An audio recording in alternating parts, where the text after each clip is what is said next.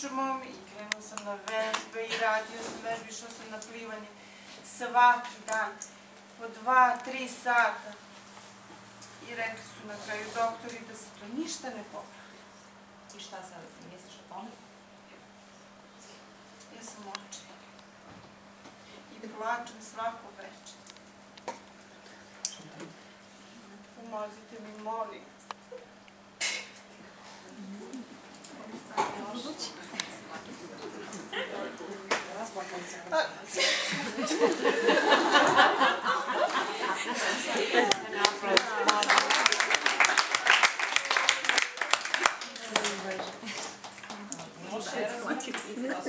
Jako loše, da tebi sada jako teško. Ti za onu narodnu na muci se poznaju junaci, si čuo?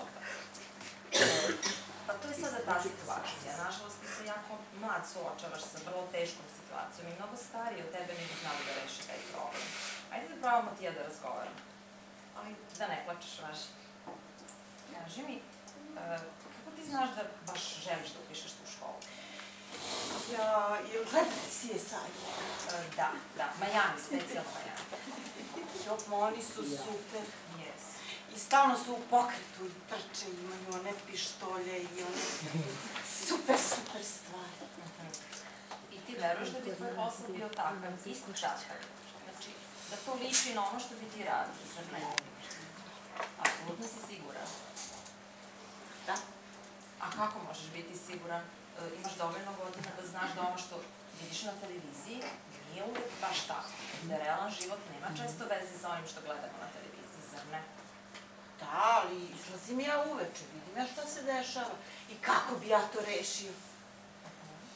Ma ja bi to sve sredio za nedelju dana samo da budem policajac.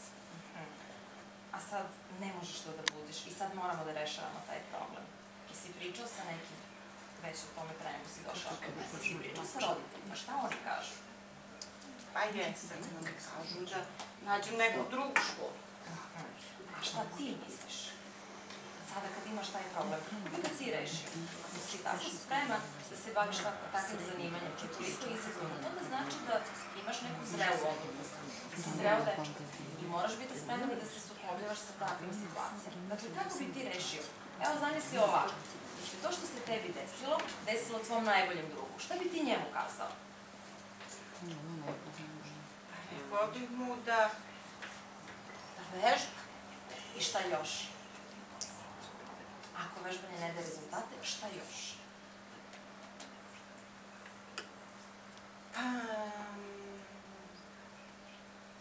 Pa ne znam, dobili smo onaj informator i ja to stvarno nešto nisam imao volje da čitam, ja znam da ja hoću da budem policajac.